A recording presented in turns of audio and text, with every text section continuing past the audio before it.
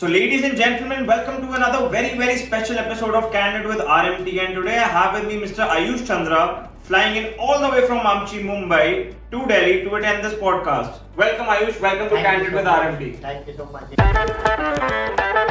It's an honor to attend your podcast and gracing the edition of Candid with RMT. Well, the pleasure is all mine, Ayush. Ayush has been one of the most active members of the NLG community, which we often talk about in our podcast. The NLG community is actually the national legal groups. It is a community of 5 pan-India WhatsApp legal groups, whereby me as the admin sort of administer the daily queries, the local counsel needs, the proxy counsel needs, judgments, latest legal updates. If you need a clerk, if you need a translator, if you need a stenographer, ancillary services, miscellaneous services, everything a lawyer needs under one umbrella. So, the first question, Ayush, you are the most active member of the community. What inspires you to keep engaging with members? There have been instances where members can be a little rude, they can be a little shrewd, they can be offensive.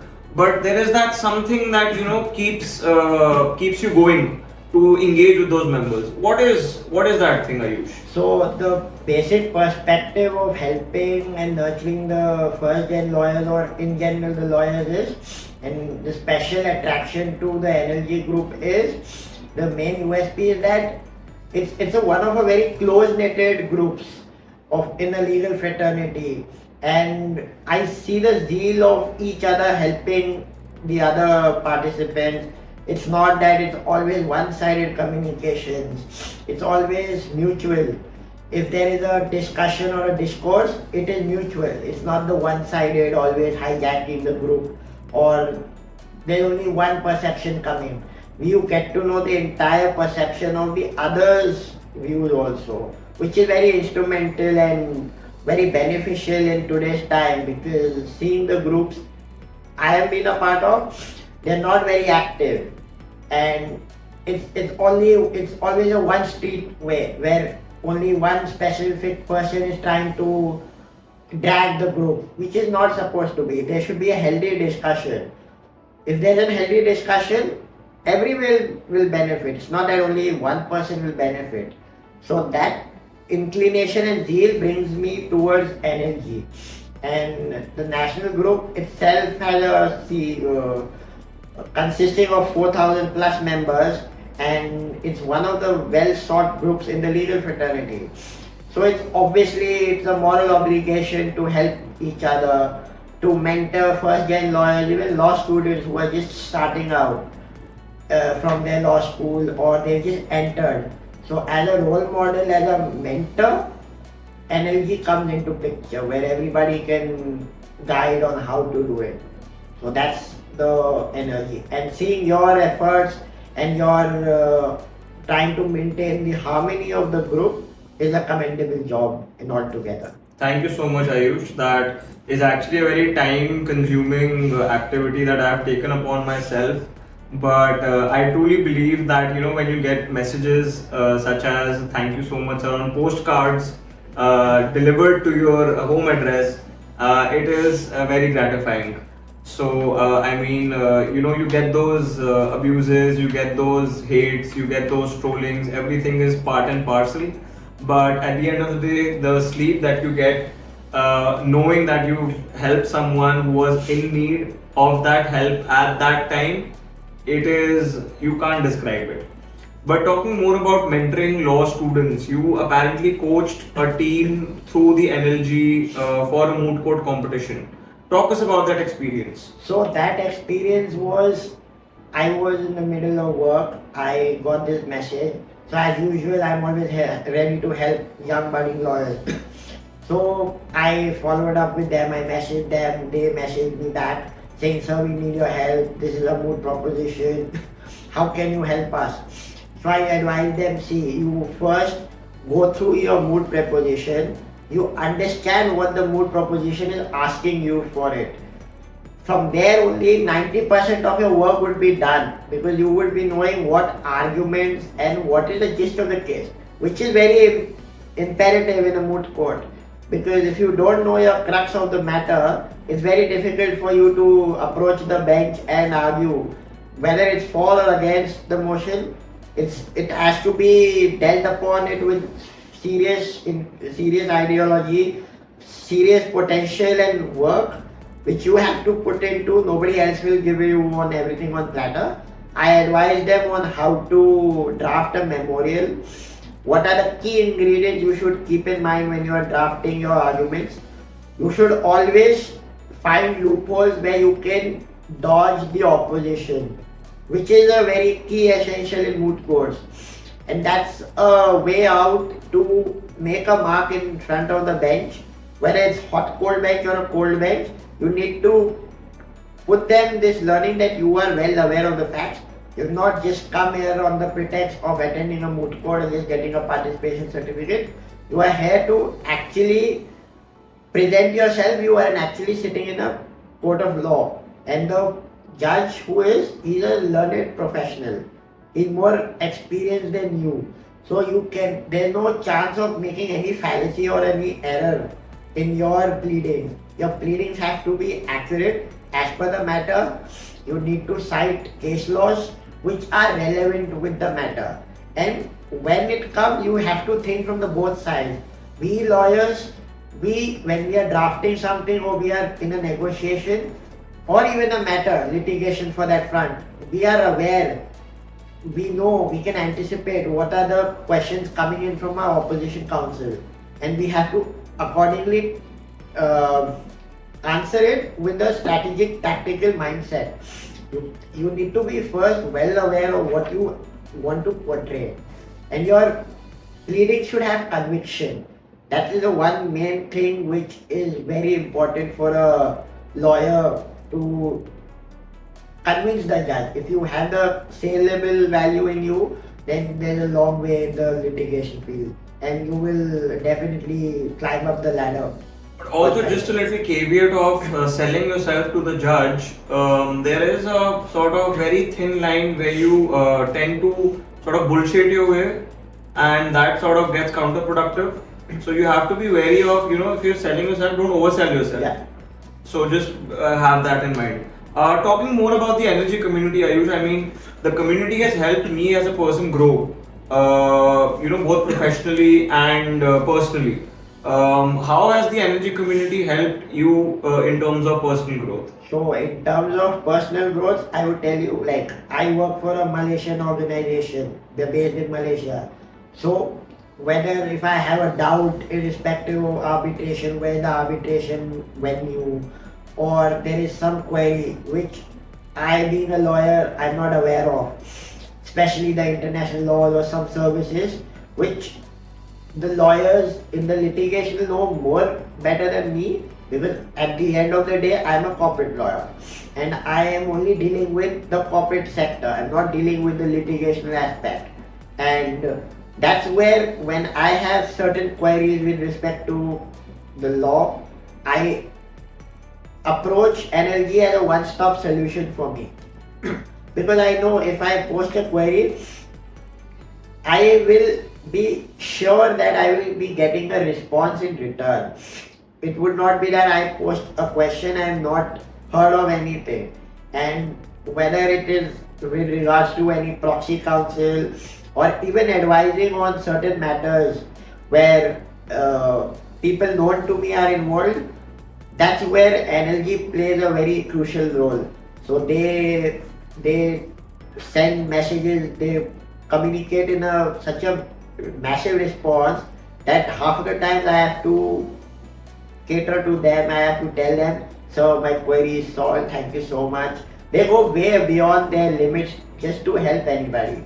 Just adding to what Ayush has just said, a friend of mine met me in the Supreme Court, and I have this habit of taking a feedback of all my groups, because since there are 5 different groups, the activities happening on the first one cannot happen on the 5th one, and vice versa.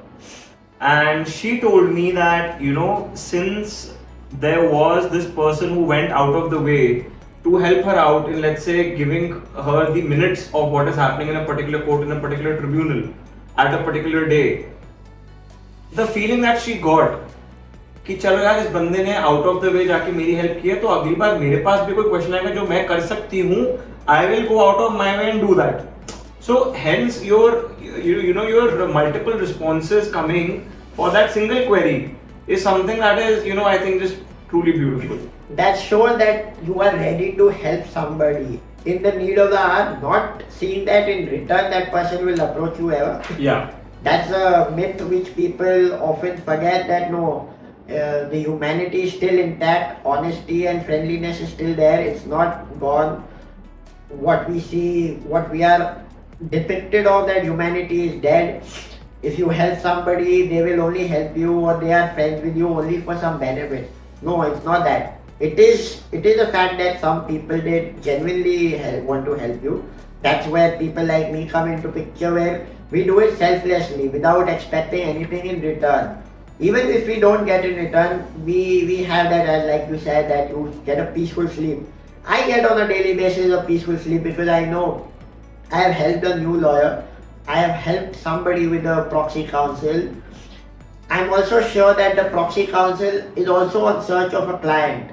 And that two-way street, the mutual benefit, is obviously paying the part for a very longer relationship.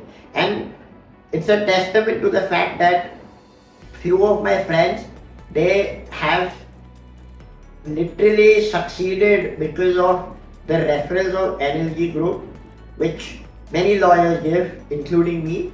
They have benefited in their own practice, where I can quote a friend of mine from law school. When we left law school, he had just 2-3 matters a day.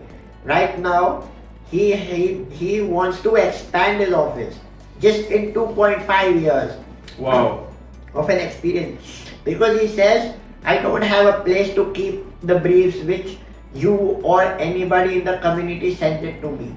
He has created such a strong bond between lawyers from Delhi, Bangalore, Chennai, where any matter pertaining to any scope is obviously directed towards him, because they know he's a credible source in Bombay. Even irrespective of being in Bombay, they know whether the matter will be in Goa or anywhere outside, this guy will help me in any case. He will charge me money. That's obviously because we have to charge money. Sometimes if the client does not have a budget, we can do pro bono. But it's like at the end result is you are helping somebody, he's getting the fruits of that benefits. Longer run, you will also get. Don't be disheartened that, okay, I helped somebody today, I will never get anything in back. It's not that true. You will be given. You should always think that if nobody is helping you, the God is there, the Almighty is there. When Almighty showers His blessing on you, it's in abundance. You cannot even imagine what would be the magnitude of that. So it's all based on that. Taking cue from Hera Fairy, देने वाला जब भी देता देता छप्पड़ फाड़ Correct. And just dwelling on what Ayush mentioned about helping each other out without having that mention of getting back something in return. Ayush, out of the 100 referrals that you have made, have you ever charged a referral fees? No, never. Never. So have I. So that is, I think, the force that sort of guides and binds the community in terms of selflessly doing something and having that thought कि चलो यार अभी instant नहीं आएगा, but again देने वाला जब भी देता छप्पड़ फाड़ के देता. So coming back to Ayush Chandra, what is your current designation? What is your long-term vision with the law? Tell us more about your journey. On to you. So I'll answer the first question of yours. What is my current role and where I work? I'm a legal and compliance officer for a Malaysian IT firm which is based in Malaysia. So to be specific, it's based in Kuala Lumpur. So I look after the legal operations for Indian Malaysian companies. So basically, I'll break it down for you. I handle their compliances till their contractual formalities. So I do every single thing which a in-house counsel is required. I take one step ahead. I advise them on any litigational aspect. I give them assistance of any external counsel they have beyond my scope, because I know I won't be able to do justice. And with respect to any statutory updates in terms of there's a new law coming into Malaysia, or there is a new statutory requirement required in an Indian office, so I assist with them, I liaise with them, I help them chalk out a framework on how to tackle it. Also, I I indirectly look after the marketing thing, where I advise my digital marketing team in Indonesia based on the social media calendar they tell me. I help them in chalking out the ideas, prevailing to the IT firm, because we are core into IT, information technology. So my organization, we are into two verticals. One is a solution aspect and one is a staffing. So solution, we make chatbots, apps, cyber security, all that IT part. Whereas with staffing, we help companies get employees. We are a vendor to many MNCs in Malaysia. We have BCSI also in our group. We have banks, we have IT firms, we have airlines, aviation sector. So we are a mass company which with over 600 employee strength across the group. We have offices in Dubai, US, Singapore, Indonesia, and our headquarters in Malaysia. But we have an Indian offshore center which is a delivery center where our recruitment team sits and they assist the teams in Malaysia and Indonesia on how to recruit, get the best talents from the Southeast Asian markets and provide it to the client, and best solutions to our clients so that we stick in the longer run. Because the market is very cutthroat in the world, so we have to leverage it at a certain extent. So the second question would be of yours with respect to your long-term vision. So my long-term vision is currently I'm pursuing my second master's from National Law School in Bangalore. I'm in my first year, just going to complete. So I have this being my second master's. I'm very happy that I'm able to achieve this feat, which is very rare in our field, because many people they don't want to continue education after LLB because that is a basic standpoint. But people like me who have the thirst to knowledge and we want to grasp knowledge, we will go any way ahead to prove ourselves in the industry that we can do something different what you cannot. Not stereotyping, but it's like it's an individual goal that I always wanted to study in National Law School. I never got that opportunity. Luckily, by the grace of God, I got that opportunity and utilizing it. From then, I may apply for a PhD in law, or I might go for another foreign degree. It's all very uncertain as of now. But the end goal is to climb the corporate ladder. Okay.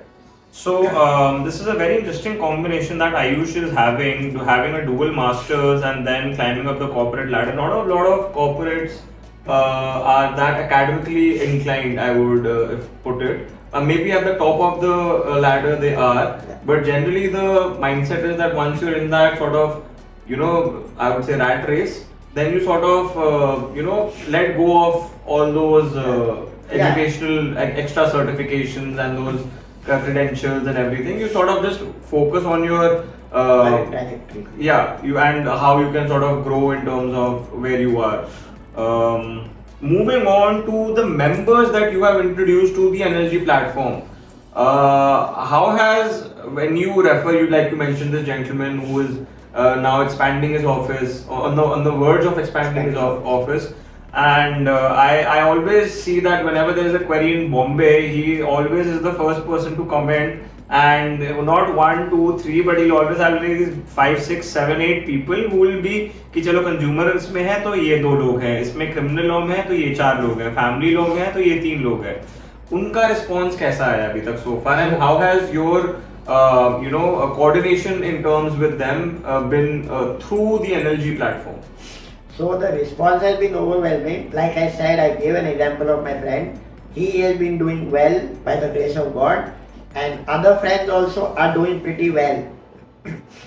So what response I get from them is they have added their own friends, their own business partners, or their own colleagues from law school into the group so that even they are able to achieve that amount of success which he is enjoying, not taking the credit of anybody else, just his credit of his hard work which he is putting into his work. And uh, the response has been massive because I have been actively posting in my all alumni groups of NMI, MS and my LLB school. Even brought in some friends from National Law School who are in from the same fraternity. They've been loving the group because it's not only related to law, not basic litigational. You can ask corporate thing, you can ask fashion related, you can ask entrepreneurial thing. The group is very diverse. Yeah. And the most USP of the group is where you have a think tank policy also involved in that group. Basically based on tech law or public policy where the discussion is very healthy. Yeah. You get to know some new aspect on artificial intelligence which you might be knowing but you don't know in depth what it is, how it works, what is the benefits of it, what fruits it will provide you. So it's like law is a never ending ocean, it's a wide ocean. Yeah. So as much as you swim, it's very small, you have to keep swimming. It's the same scenario with law. You need to have a wide variety of knowledge, though you may not utilize it, but for your later on growth, for your personal development, it's always beneficial. Yeah. So Ayush has also done a diploma in cyber law, and he is continuing his work in the space of cyber law as well. Talk us more about the developments in cyber law space in the Indian demography, and given that our current Minister for IT, Mr. Rajiv, has gone ahead and given a lot of statements about artificial intelligence and how technology is sort of being adapted by the Indian society. Where do you see this? I don't know. I mean, cyber law. When I think of cyber law, I would say that let's say if there's an MMS or if there's a leaked video, cyber law is pertaining to that only. That is like the general sort of conception of cyber law. You tend to comment or clarify this general conception on cyber law, and what exactly is that compensates cyber law, and how we sort of are at this stage in our democracy where the rules and regulations with regards to cyber law being dealt with. So coming to cyber laws, it's though in generic terms is only related to the crime, those are cyber crimes. But if you see in general aspect, it is a crime which is committed on a cyber platform. It's committed on an internet, on a social media network, where the spectrum is huge. The magnitude is huge. You're not able to estimate or forecast what exactly went wrong, how it went wrong. So these crimes, they are very they are still prevalent, they are on the rise. Also, we cannot take away the fact that these crimes don't happen, they happen. And the more we understand about what exactly is cyber law and we go deeper, it's related to the same thing, but it has more variety. This is just like sticking to individuals, this thing. When it comes to society, it's a different ball game. When it comes to corporate sector, it is a different ball game. As you said, the ministry and the honorable minister is taking the efforts to take out the legislation, trying to mend the IT law, which is an old law, trying to incorporate into today's time with ever-rising cyber crimes, which a human cannot forecast or forcibly see in the future happening to him. They are trying to create more awareness in terms of what is a phishing crime, how it happens, what are the technicalities behind it. The laws are becoming more tighter in the sense. Recently, we had the first conviction of a accused in a cyber terrorism case after some 13, 14 years, after a very long time. So this shows that our IT laws are very strong, but we need to keep on adapting to the current scenario. As you may be aware of, artificial intelligence is coming. We cannot say it's coming, it has already come. It's come and it's made our life more overwhelming, where it's taking some jobs apart and there's a chaos or a confusion around whether AI will replace lawyers. It's very early to comment on it because the ecosystem is still building up.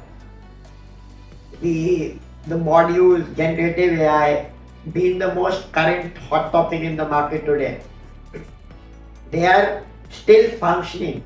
You need to have a proper data set, you need to have a proper infrastructure or a framework. Based on that, you can maybe build upon your policies, make changes in your IT laws so that you can tackle it. Because what I can understand is just the beginning of AI and we have a longer run to chase. We can see EU adopting an Artificial Intelligence Regulation Act, US coming into picture, China has already done it way before these things came into picture. So the global leaders, they are experienced the wide scope of it. I'm not denying the fact that it's dangerous, but it's helpful also. It makes life much easier. Where a traditional role would require 3 hours man day to do, AI helps him to do it within 1 hour. If that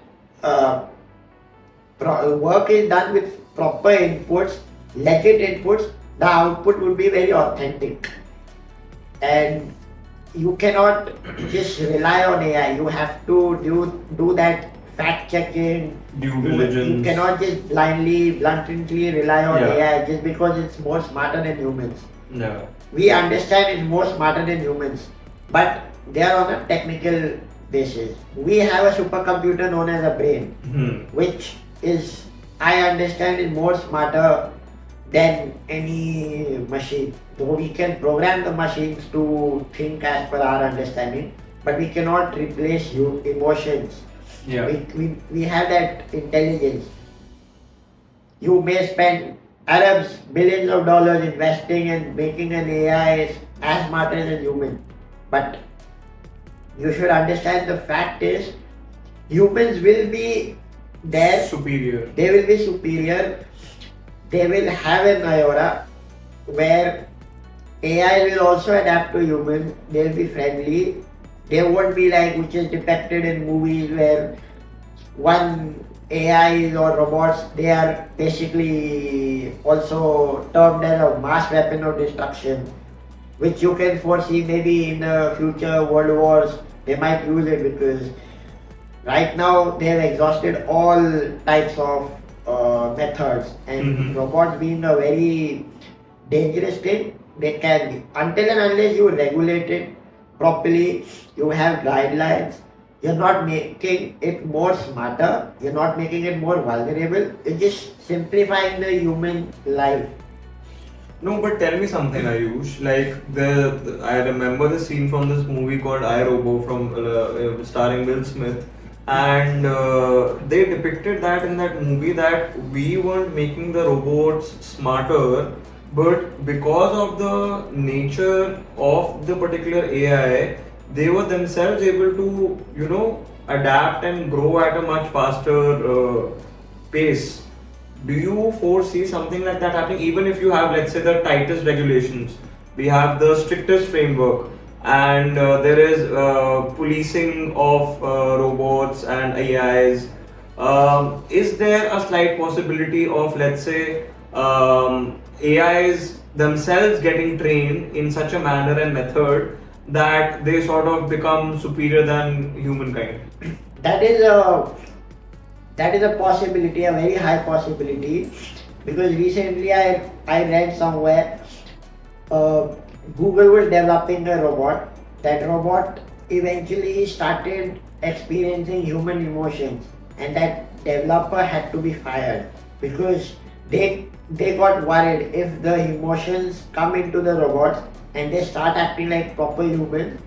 What if in the future they can just come on us, become, instead of being our ally, they becoming a destroyer of humanity or human lives, which will be very catastrophic. So it's always advisable to regulate, to make robots faster. You can even put some emotions, but you cannot make them fully humanized. How? There has to be some personal touch, which we only can provide. So there's this sort of overseeing body that is regulating the entire framework and mandate of whatever the Even the AI is. development teams, the technical hands, masterminds behind creating robots, they should understand that robots are, they can be trained in warfare or anything where you would need additional manpower to fight wars, but you have to keep an eye on them, that the codes should be so protective and so immune from any cyber related problems or attacks, because one hacking of a robot can lead to a mass destruction. Yeah. It can kill its own developer Yeah. once it becomes superior. That's what was shown in Rajnikant sir's movies. Yeah. That once you train them and you put them your human emotions, they tend to become more trained. And they overpower the existing. And even if you have bad intentions and you are able to trick the robot into their mind to get your work done, which may be very dangerous for the humanity, then for sure shot it is going to be a destructive. But it's very uncertain. We just at a very Nascent early stage. stage, Oh, inception yeah. stage. Inception So stage. it's a very long run to Yeah. foresee anything. No, but all those developers working on AI, please don't end humanity. We love our humans. We hope certainly that humanity continues to be the superior race and we don't get overshadowed or overpowered by artificial intelligence anytime in the future. Ayush, coming to the final question of the podcast, flying all the way from Bombay, being the most active member of the community. For all those upcoming budding lawyers watching this episode, what are your key takeaways? So my key takeaway is that whatever assignments you get, do it meticulously, research upon it, try to present your seniors or your colleagues, respect them. Even if you've given an assignment, put something additional which is not required from you. If you give that additional requirement or additional details in your reports or on your matters, which your seniors can apprise you whether this will be beneficial to them in their litigation matter or helpful for their board meetings or for any work which is related to law and saving the society or giving justice to the victims or to the vulnerable. It's always advisable to do your hard work, be honest to yourself, don't ever cheat. Hard work is always helpful.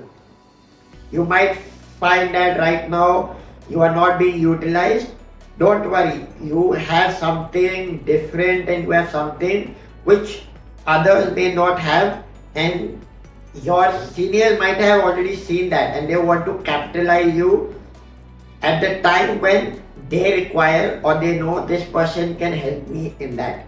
Never, one more point, never give up, because that's one point which I feel is going down day by day, where if you give something, you work on something and the credit is being taken, you just lose faith in yourself.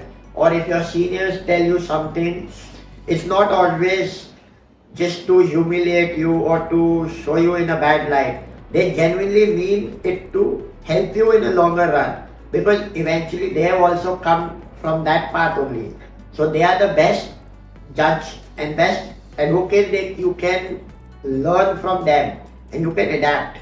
Always remember that you have to look after yourself. Your mental health is important, your well-being is important. You are giving maximum output to the company or to the law firm, or you are working so hard on your case that you can easily find out the loopholes and accordingly play it out in the court of law to get justice, to seek justice and to serve the society. Those are my takeaways. So just adding to what Ayush just mentioned, remember one thing, all those viewers, good things will always take time. Don't be in a rush. Your hard work will be appreciated. There will be times when you are facing the burden of the world on your shoulders. Sehlo. Embrace it with as much as lovingness as you can. You will be rewarded. Like Hera Fairy, dene wala jab bhi deta, deta chappad phad ke. On that note, Ayush, we end this podcast. It was lovely having you. Thank you so much. Cheers. Pleasure.